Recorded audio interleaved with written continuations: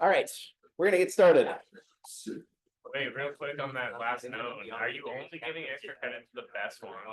I will figure out based on what the result looks like, because I can imagine a scenario where half the class submits an absolutely perfect version and half the class submits one that is close to. What do? One person submits the best solution and a bunch of other people submit a worse solution. So depending on what I get, I will figure out what kind of extra credit to give. If everyone gets the perfect answer, then I do still want to give everyone extra credit, but it doesn't make sense to give a ton of extra credit. Whereas if one person, if it ends up being a ton of work and one person goes through that to get that, then I want there to be a significant amount of extra credit for that person, but then I'd also want to scale it back to the other good solutions and give some extra credit for the good solutions. So I want it to correlate the amount of effort that you put into it and the amount of extra credit that you get from it. But I don't know what that's going to look like until I have the submissions, because I haven't done this myself. I don't know exactly how hard it is. I know exactly what I would try to do and a sense of how effective that would be, but is it optimal? I don't even know myself yet.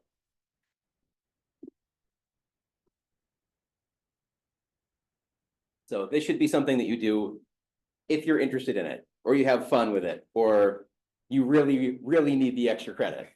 Those would be the kind of the three reasons that I would go for the extra credit. All right, so today we're going to start talking about anchors as ways to sync yourself and or things to put into your game that become the tie to everything else. So we're going to start with what an anchor is, and we will dive into a bit more of how we can utilize them, how we can identify them. Who in here has heard of a game anchor before?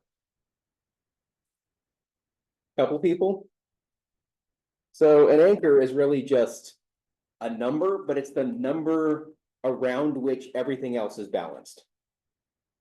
That's one way to think about it. Yeah. This is different from in the book when we were doing anchors for UI, right? Yes. Okay. Yeah, that an anchor ties a UI component to a particular. Yeah, this is not that. Okay. This is a numerical anchor that is going to be the center of the balance of your game.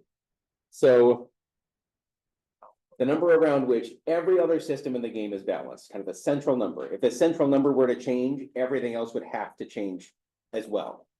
So taking that idea, what mechanics do we think are going to be best used as an anchor? You're trying to find a single number upon which to balance everything else in the game. What mechanics do you want to start looking at? Maybe health pools. Health pools? Supposed to health points. Health points? That is a very commonly used anchor. In fact, that is almost always an appropriate anchor. Is hit points. Another one that can be used is the game's primary currency.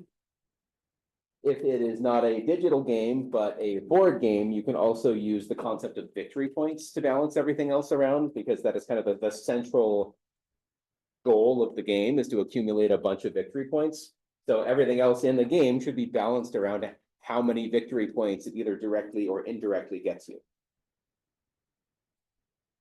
Let's give you an example. Very simplistic RPG, role-playing game. You have hit points, you have mana points, you have attack, and you have defense. And of course, we have to balance all of these with respect to each other because they all relate to each other in some capacity. And thinking about how they are related, what is the relationship between defense and HP? And so defense in this game is going to reduce the amount of damage that you take by a flat value, and that flat value is your defense. So what is the relationship between defense and HP? Defense could technically, but not actually increase your HP. Yeah, there's the concept of effective HP, which is your HP, how much you could have had if your defense were 0 and other components. But yeah, you have 2 defense and you take an attack of size 10, the actual amount of damage that you take is 8. So defense acts as a per attack reduction in the amount of HP damage that you take. So there is a relationship between these two stats. As you increase HP, the associated defense curve might change. If you were to reduce HP across the board, how much defense you would want to include in all of your other mechanics would also change to keep the game balanced. So defense and HP are related in that you make a change to one, you're probably going to have to make a change to another. So how long can you last in combat? If you wanted to answer that question, you would have to look at both HP and defense. Raising defense has a very similar end result to raising HP. You last longer in battle.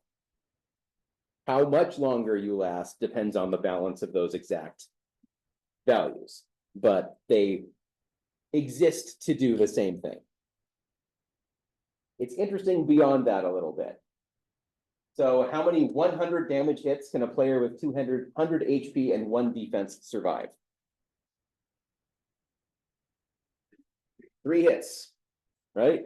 The first hit is going to hit you for 99, dropping you to 101. The second hit will hit you for 99, dropping you to 2. And the third hit will wipe you out. How about 100 damage hits, a player with 100 HP and 50 defense?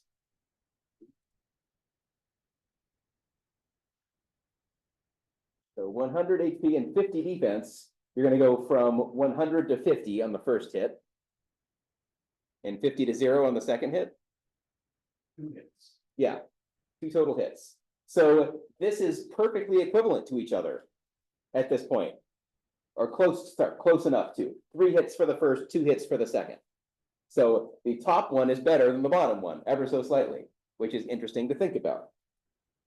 So we can see that as we needed to lower HP, we need to raise the defense to start to account for that. How about 100 damage hits can a player with 1 HP and 100 defense survive? Infinite. An infinite number of hits. So we can see that it really changes the outcome of the game just in these 2 stats when we come to them. So this last one probably shouldn't even be possible in the game because it removes the concept of difficulty from the game. Enemies can't deal damage to you anymore in this very simplistic world. So if you're thinking about scaling and balancing for an end game, if you reach that last place, maybe you would want to start to taper off your gains before getting to that point, and thinking about the balance in terms of how many hits can this character survive before they die. Unless you have a game where you want to allow someone to go through the game just to get the story because they don't want to have to deal with the actual. Sure. Yeah, you could come up with reasons why you might want to set this. Maybe a very easy story-based difficulty. Yeah. Sure. Very, very, very. How about attack and HP? How are these related? Glass cannons. Glass cannons, the idea of I'm not going to have to tank a hit if I one-shot. If everything I do is a one-shot, I don't have to worry about defense. If I do so much attack, or a lot of attack, I will receive fewer hits, and therefore it kind of does scale your survivability in that you don't take as many hits from enemies because you can kill them faster. So defeating opponents faster, taking less total damage over the course of a battle, attack can be considered to be a defensive stat. How about MP and HP? Assuming we can heal, that there's some kind of heal spell, you can directly convert MP into HP.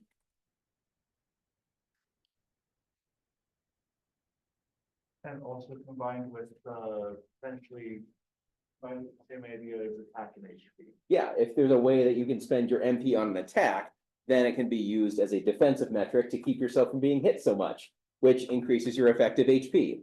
So we can see that everything here is actually related to your hit point values in differing amounts and in different ways, but they still tie back to that central, how many hit points do you have? So you can use hit points as an anchor. As you start to make changes to the game, you can start to balance defense, attack, and MP surrounding the hard-coded values you have for your HP and your HP distribution.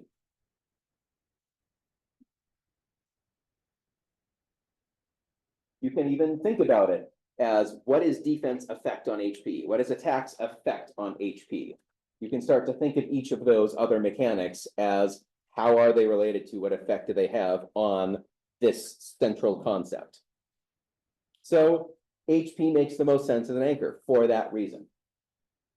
What would it be like? Would it have the same effect to use attack as an anchor or defense as an anchor? Why would it be a different experience to try to balance everything else around one of those values? They don't interact with all the other ones like HP does. Well, since everything interacts with HP, through HP, everything would affect everything in some capacity, but would it make it harder to figure out what those are? How does attack affect defense? You don't have to query the defense as much, the calculation as much if your attack is higher. So you don't stack the damage that you're taking, therefore the defense that you're not using your defense as much. So the more you pour into attack, the less you want to have poured into defense, because if you can one-shot everything, why care about how much you can tank? When you could reapply that to one-shot more things. So balancing a healing spell against an attack spell. You do that by looking at both of their effect on HP, rather than trying to figure out or saying that these are completely different concepts. How much I heal and how much damage an attacking spell does seems like they're very different questions. But viewed through the lens of effect on HP, you can actually balance them against each other. How many attacks can you get out after a healing spell before you get back to that level of HP that you were at before? How much damage can you deal before you're in the same situation you were before? For the same MP cost, you would want to be able to potentially front load some of that damage all at once in an attack spell if you're gonna, instead of healing yourself, choose to attack. So the question you would ask, yeah, how much damage will the player take if they don't use the attack spell? How much HP will the player heal if they cast the healing spell? When is the player going to consider using the attack spell versus the healing spell? What are the situational benefits to one or the other of those? If the attack spell lets you finish off an enemy and they're charging up for a really big damaging move that would do more than the healing spell, then you would want to use the attack spell over the healing spell. If this is a weak enemy and by using the healing spell, you're only going to take one small piece of damage before being able to finish them off, and that sets you up better for the next encounter, then you might want to use the healing spell instead of the attack spell. But you can take that into consideration as you balance these associated values. Oh no, did I not do that right? Let me take a look at something real quick. Yeah, I only got one of these. Sorry, this is what happens when you... There we go. Oh, down there. Singly linked list. It's like I teach another class or something. There we go. I wanted that to appear at the end. And when you animate things right before you do it, sometimes it doesn't go so well. So we're going to look at balancing swords in an RPG. So you design a game and you want players to be able to have different swords that deal different amounts of damage and cost different amounts of the in-game currency. Again, we want to balance the swords. What's the anchor? HP. As is usually the case, your own HP is going to be the anchor of how much damage these swords deal, which is, again, pretty unintuitive when you hear it the first time, but let's run with this and see if we can make it make sense. So HP is usually the go-to. Let's start with some baseline value. We're going to make these swords cost 10 gold per point of damage that they can do. Now, how much more powerful should each successive sword be? Should we, whenever the player finds an upgrade, should that be a sword that is twice as good? Should it be a sword that is half again as good? Should it be a sword that is a single point better than the current one? Should it be, what should that progression look like? They gotta go down. So we're going to start with just something like 25%. Each sword that they find is going to be 25% better than the last sword that they had an option So with rounding, we would get something that looks like this, and let me actually blow it up so we can see it a bit better. So this allows us to say we're going to cost 10 gold per point of damage that it does. Each sword gets 125% of the stats of the prior one. So the first sword is going to be the sword. It does between 5 and 10 damage, equally distributed, and costs 100 because we are scaling this to the maximum damage that the sword does, not the average damage that the sword does. The next sword you find throughout your adventure is the sword +1 that deals 6 to 13 damage, and the cost is going to be 125. Again, scaled off of that maximum value. And you can continue to see that this is without rounding. You can see that the cost scales.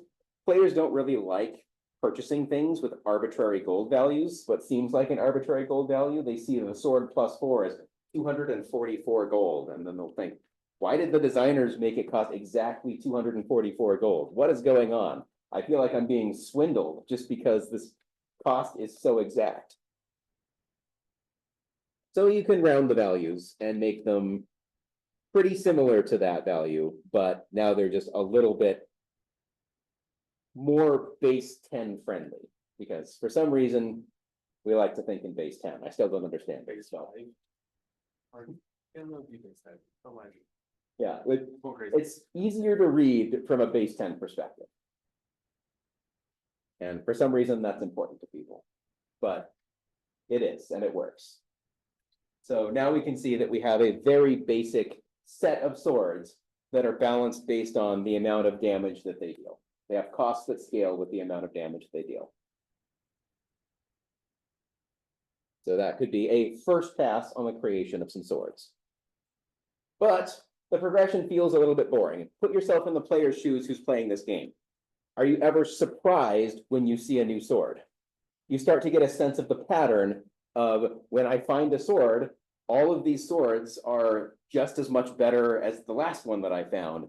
So whenever a player starts to recognize a pattern like that, they start to feel like they've been cheapened a little bit. There's some hidden information about the game that starts to conform to their expectations, so it is boring. So what other interesting swords could we design? How could we break away from this very basic one-dimensional sword design and start to add some variation or some fluctuation in terms of what these swords do? What could we do? Thoughts? Let's start here. Critical strike chance could be something that we could add in, sure. Additional effects. Some additional effects, sure. Well, you make them pretty. Make it pretty, I like it. It's 25% better, but it looks awesome.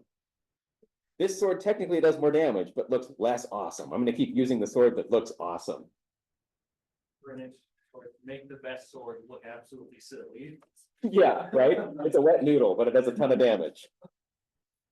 So this probably falls into the extra effects, but like, especially if there's magic in the game, you know, give it some sort of like, where it'll do the same kind of sort of damages like magic does, like, Okay, it does some different kind of damage than the straight physical damage of every other sword. Yeah. Yeah, Have a system of like wear on like a new weapon, like. okay, durability. Yeah, like durability and. The cheaper could be. Okay, interesting. So you could pick up a sword that needs to be repaired and doesn't have a very long shelf life if you just go use it to beat up on enemies. And you could then decide, is it worth the additional investment to repair it? Or do I just need this sword to get through this really difficult boss fight? And after that, I can farm up something better. Like size of the weapon, so maybe you could wheel it or. Okay, one-handed versus two-handed.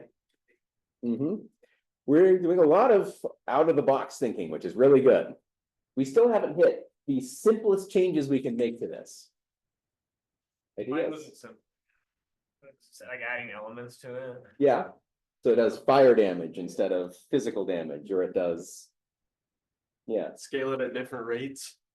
scale it at different rates, so yeah, we could absolutely say 25% is a baseline, but maybe now it's a difference between 10% and 40%. And each sword will be an upgrade, but how much of an upgrade it is fluctuates throughout the game, sure. Yeah, Attack speed. attack speed, yeah, there are reasons that even something that does the same damage, if it attacks faster, then you are killing something faster. It takes fewer hits to reach that threshold damage, more hits, but the timing of that happens a little bit sooner. That is true. Of the same damage, better attack speed is better. Yeah, Attack range. yeah. So a sword could have an associated melee range. It could even be something like changing the damage range, since this is a minimum to a maximum. This is the one I didn't hear, but it could be something like just change the associated range of the damage. Is it a consistent sword? Or is it a sword that feels very inconsistent to use? Maybe it has better average damage, but it has such a high fluctuation that there are opportunities or times when you get unlucky where it feels really bad to use. And then it walks up to the next enemy and one-shots them. So lots you can do. And if you do something like this, note that the special sword is something that fits, slots in between sword +3 and sword +4 for when they find it. It costs a lot, giving someone who wants to farm up for that sword something to do, but then it has the downside of that really large fluctuation. You can see that if you plot the sword with the associated damage, it creates a massive spike. Even if you farm up for that sword in the middle of the game, it is not the best in slot end game weapon. There's still something better to get by the end of the game, so you're not punishing people who at the end of the game didn't go through this massive farming endeavor to afford the special sword.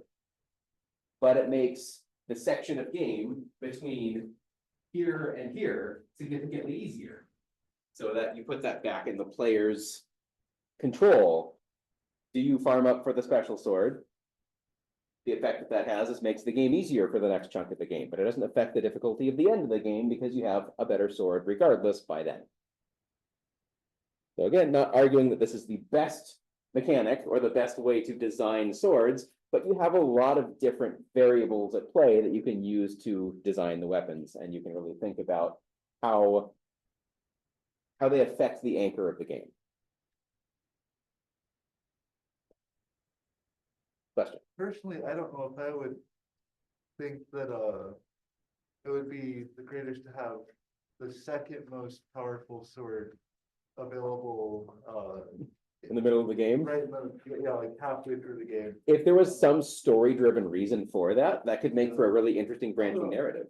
I mean, I don't hate the idea of having, one that like, kind of like that, but, have it, like the same as what you would get like 2/3 through the game, so have. It changes the dynamic of the game. It changes the strategy of the player as they approach this point because there's a deviation from the expected distribution of sword powers, I guess. And that's what makes it interesting. This is not the only way to do that, and this is a very extreme example of it. But it's at least worth considering, what is your player going to think when they get a new sword? Is it an interesting find, or is it what they expected because of how predictable the rest of the game has been? So HP works really well in a game where HP is evolving and other things are evolving. But what about games where the only real advancement is in the player's skill? So think something in the roguelike genre, or something in the Souls-like genre, where there is progression, but the main progression is how much better you get at the game. What would a good anchor be like in that? So as an example, we could use 93's Doom, and the anchor to that is still HP. Of course. Why would that be the case? We scale the monster HP based on the damage the weapons do. Is it possible that we assign a cost to different weapon types? Yeah, we can balance them in other ways. Any ideas for how we can balance weapons in a game where there's very little progression? What has that historically done? Ammo. Ammo? Yeah. Ammo is one way. Yeah. Having better weapons in secret areas. Yeah, making them harder to acquire, or that you need some knowledge of the game to be able to do that. The first time you play a level and fail it, maybe the second time you start to explore around a little bit. Find some things that you missed the first time that make it a little bit easier. Yeah. Yeah. Yeah. So another one, downsides to weapons. So availability of the weapon, how much ammo you have for the weapon or how much ammo it consumes. So how frequently you can reasonably use it, or make each weapon have a particular downside. So shotgun, bad range, long time to reload, but it does wonders at short range. On the other hand, a rocket launcher is terrible at short range because you will frag yourself, but it's great long distance when the opposing person can't see it coming and get out of the way. So some variables that you can use, how many bullets you get before having to reload, how long it takes you to reload, the weapons placement within the level, which we already talked about.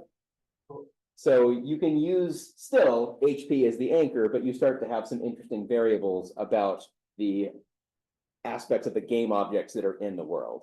Yes.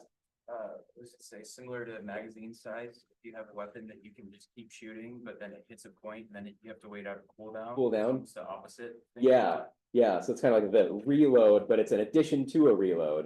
There's a cooldown associated with it. Yeah. Good for burst fire. So if you're designing weapons, you want to have a reason to use each of these weapons, especially if it's going to be something like a multiplayer shooter, an arena-based shooter. You want each of those weapons to have a use case and not just be a race to the best weapon. And then the person who gets the best weapon wins. There should be situational awareness for when each player is using which weapon. So when you design each of those weapons, think about those use cases and then balance them by tying them back to the anchor. Next thing we can go talk about, comparative anchors. So this is known to be something like some number of features that we have are all interrelated.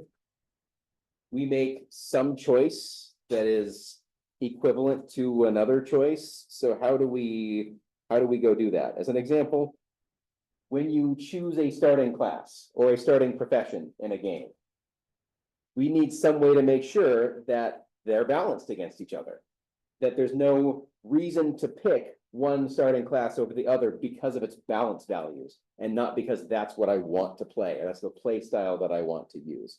So how do we do that? This becomes a nice comparative anchor, like the classes that you could choose from at the beginning of a game. We could look at a table.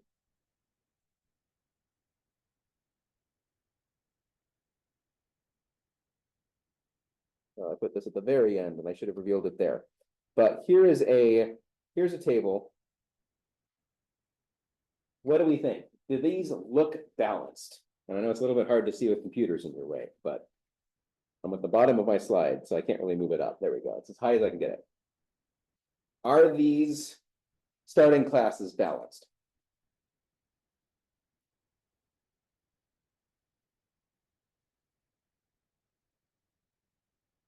It's hard to know without more information. But with the concept of just adding the total stats, then the fighter has fewer stats than the wizard and the ninja. But do all of these stats have the same effect on HP? Are they balanced to have an equal effect on the anchor? That's what we don't know. So we can't just look at a stat sum to say, are these balanced or not? We actually don't have enough information here to try to figure that out. It could be that one of these values is just so much more important. Damage is going to be around the 10-point range, but I have balanced constitution for every point of constitution to give 100 HP. all of a sudden, I'm just gonna dump a bunch of points in Constitution, and Constitution is way more important than any other stat, and the fact that the fighter has so much Constitution means that it's unkillable. It's a wizard more tanky than a ninja. Interesting decisions. Unless agility makes it to where you can dodge things, then that would make sense. Yeah. So how could we balance them? We could just modify what each stat does. That's what I mean by the intrinsic values of one or more stats. So how much HP does Constitution provide? How much dodge does agility provide, or accuracy does dexterity provide? How much spell strength does intelligence provide? How much attack strength does strength provide? What is the point of charm? Is it even needed in the game? If it's not needed in the game, suddenly the stat sums look very different and the fighter starts looking very good in comparison.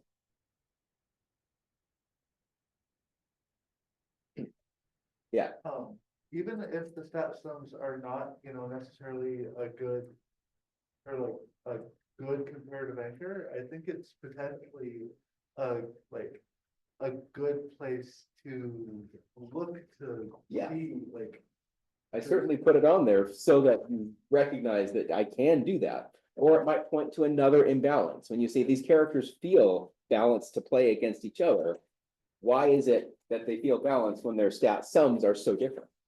That could point to an intrinsic imbalance in what your stats are doing as to why that feels that way. It's always deeper or more complex than just the surface level of what's shown for sure. So when we design games, often you'll be in charge, if you're working in a larger company, you'll be in charge of one system, or you'll be working in a team that's working on a single system. And eventually those systems come together and need to be integrated to create the game as a whole. Because of this, it can actually be a big challenge to think about how are the resources that my game system is generating being used in other game systems? How are resources that are generated elsewhere in the game being used in my system? So considering the flow of resources between systems is important to understanding your game as a whole. So thinking about the different kinds of systems, there's the combat system, a physics system, exploration system, or how you figure out your surroundings, a mapping system, an economic system of trading with NPCs or other players, a dialogue system. Can you create resources out of your dialogue options? Possibly.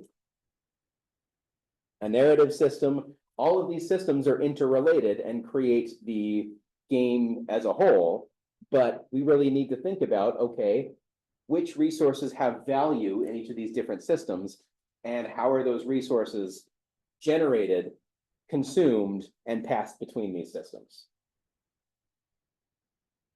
I like to tie this back to software engineering and the concept of integration testing or integrating your parts, because it's very much a game as a large system. It's a large program that you're going to be developing in parallel that eventually is going to come back together. So a lot of the outcomes from integration testing are very much like an outcome from game system testing.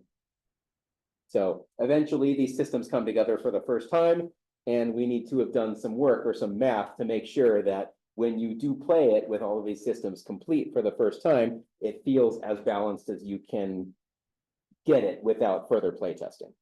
So the results are certainly surprising with this. Let's take a look at some examples. So a lot of these are historical examples. So this says rocket jumping, now considered to be standard fare for the first-person shooter genres, was actually the unintended result of two systems coming together. As Quake's designer John Romero points out, rocket jumping is not something we planned. It effectively broke all the levels as they were intended to be played. Obviously, the game with or without rocket jumping worked, but the flow of levels with rocket jumping is quite different than it is without. In Quake, when a rocket hits a surface, it does an area of effect damage roll, and the physics pushes objects away from the area of impact. So when players point the rocket at their feet, jump, and then fire the rocket below their feet, the physics pushes them farther into the jump. Yes, you take damage from the area of effect of the rocket, but the benefits of rocket jumping outweigh the damage that it does. So it allowed players to rapidly traverse levels within the game because of this unintended bug, feature, bug. Who knows? There's a similar one, a phenomenon known as bunny hopping, allows players to traverse a level at an ever-increasing speed. First, the player presses the key to move forward, then turns the mouse left and right while jumping. The angular velocity while jumping translates into faster forward movement beyond the maximum movement speed normally attained by pressing the forward movement key alone. Normally, players traverse levels at 320 units of speed. However, by bunny hopping, players can traverse a level at 3 to 4 times that speed. And if you watch a competitive match between world-class players, they're all bunny hopping and rocket jumping to make the most out of the system as it is designed. Because both require a degree of mastery, particularly bunny hopping, a player's ability to effectively employ them adds to the competitive nature of the game. And so you get a sense of that bunny hopping, it's an emergent behavior or a dynamic behavior coming from the bug that is in Quake, but players figure out there's a strategic use for this and then employ that when they play the game competitively. One last one. Sometimes we get unintended interactions between systems that have real-world negative consequences. Prior to 2010 release, coin drops in the game Ravenwood Affair were deliberately very generous to facilitate the game's testing. With lots of coins, developers and external testers could easily purchase items and speed their way through the game. Approximately 2 weeks after launch, the generosity ended and drops were sent to a more appropriate level. Surprisingly, the income of the game plummeted by more than 50%. Why? Designers rolled back the change. They tried to figure out what had caused such a profound effect on the monetization. What happened? With lots of coins to spend, players purchased loads of buildings. However, the buildings required balloon payments to complete. Otherwise, they sat there looking half-built. Balloon payments consisted of other resource drops in the world, which were not nearly as easy to come by as the coins. So in order to clean up the world and make it more aesthetically appealing, players spent real-world currency to purchase their way through the balloon payments.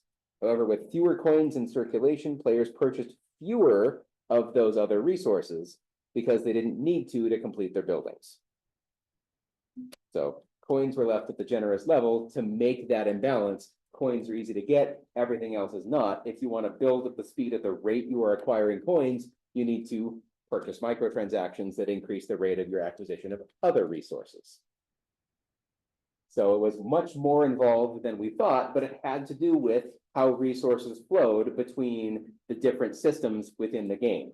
By analyzing that, you're actually able to take a look at where the changes need to be made, or if you're trying to diagnose a problem like, why am I not getting money for my game anymore? That kind of analysis allows you to go identify that cause. Next concept to talk about, granularity. As you might expect, if you know a definition of granularity, in games, this is just how close the numbers are to each other.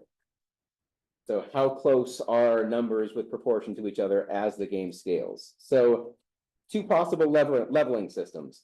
Which one, now instead of being it's better balanced, which has better room for future growth or future balance? What do we think? Second one. What makes you say the second one? So there's just more XP that you can play around with. Yeah, when the numbers are farther away from each other, there's more space in the middle, which if you can find a way to insert something into that middle, that becomes a design option. Whereas here, you want to put something between level 1 and level 2. There's no way to do it. There's no, yeah. There's very little you can do between level 2 and 3. You can get the halfway point, but that's it.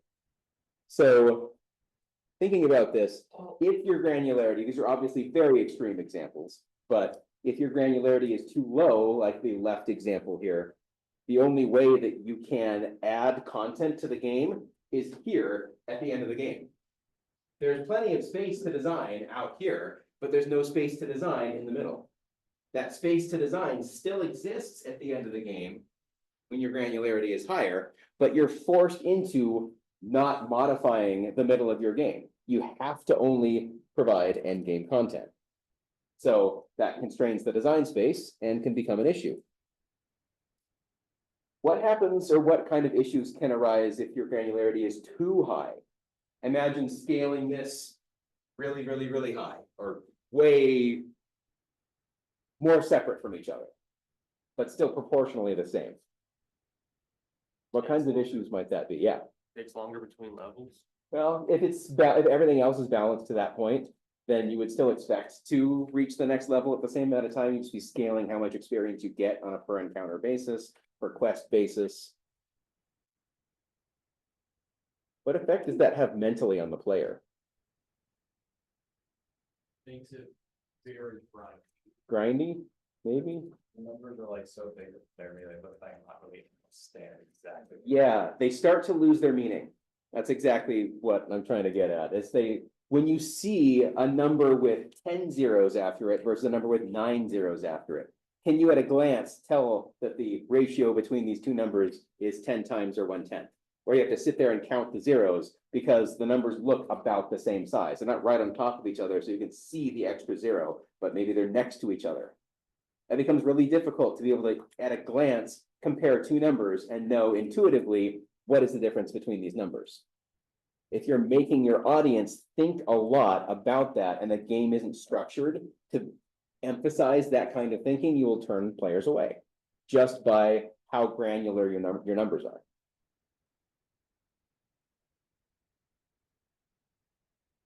Thoughts about that? Anything to add? That's just yet another design consideration. Yeah. So depending on how many levels there could be an argument for even like something in between those two, for example. Yeah. So there's like 10 and 30 or whatever the. Absolutely. Yeah. So would you say going to decimals would be bad then in that case? Like, I mean, in theory, you could go to point. Yeah. XP, but. Then it starts to lose a little bit of meaning in that an experience point is a unit of measurement. If you're dividing that into chunks, what is the purpose of an experience point? It would be like having something called fractional gold. What does that mean if they're collecting gold coins? Does that mean that the store expects them to cut up their gold coin as they're paying for it? Is there some lower denomination that represents, in which case you should probably represent it as that lower denomination than two? And I guess sort of on that same topic, like, what about like systems that use like percentages for XP, like you're. Yeah. 50% of the way here and.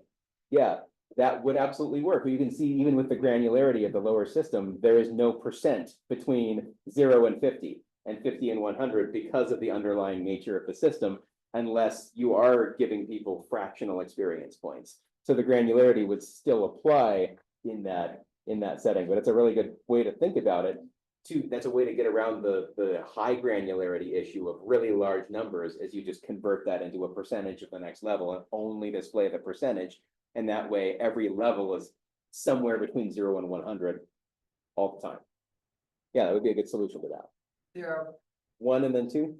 So, I'm not sure if I'm saying this game's name right, but there's a series called Disgaea out There, there. yeah. One of my And favorite series. It leans into like the high granularity aspect of things. Yeah. Right? Like your players can level up to 9,999, your weapons can level up to 9,999, you can affect all the stats, and the Yeah. whole point is, the high granularity of it. Yeah, So but you notice that's exactly the entire game's design is around that. So it's not going to appeal to an audience who doesn't have an interest in doing numerical comparisons and understanding and optimizing for growth rates. So it belongs in a game like that, where players who want to play it are going to embrace that system. But in most other genres or most other games, if you're trying to target someone who's not playing for exactly that, that may turn them away. But it will, of course, depend on the intended audience of the game. That is a great point, though, and Disgaea is a great example for that.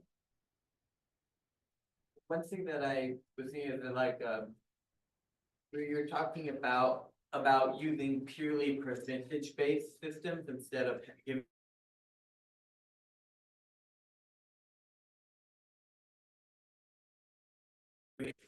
for instance, if most games have it so that when you go up in level, it takes more EXP to go to the next level.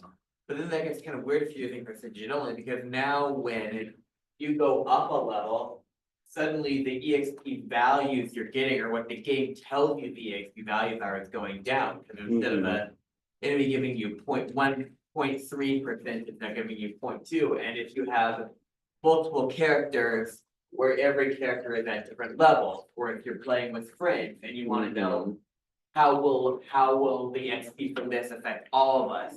That becomes like really difficult to compute, because you have to convert the percentage. Yeah, which is why a lot of games leave it as a base value, but also note the psychological manipulation the game does when it does that. You are always getting more and more experience when you kill enemies, but the game hides the percentage based, this is X% of the way to the next level. So it seems like as you get stronger and as you progress, you're getting more and more experience, but that's solely a number that's being shown to you when in the grand scheme of things, you're leveling slower and slower. That's all psychological. It's equivalent to a similar system that only tells you the percentage of a level that you gain when you kill enemies, but then as you level, it would look like you're getting less progress rather than more progress. So there are ways to manipulate numbers, so the psychological approach from a player who's not going to think to that level of depth about your number systems looks like they're making progress when you've designed it such that their progress is being slowed. Those games have very different psychological effects on their audience, even though it's the exact same system. Fun to think about. All right, we'll call it here for the day. We'll come back tomorrow and talk about economic systems. You're gonna get a whole econ minor in this class. I'm kidding. I'm not gonna go into quite that level of depth, but it'll at least be at the depth of econ 101. Applied to games. Then you'll have lots to say when we go to apply stuff from that class to a games setting. Absolutely. Yeah. Absolutely. Give you guys. That's fair. There we go.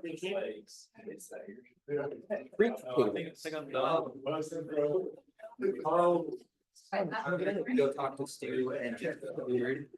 No, I think that's- See his department, but for now I would recommend.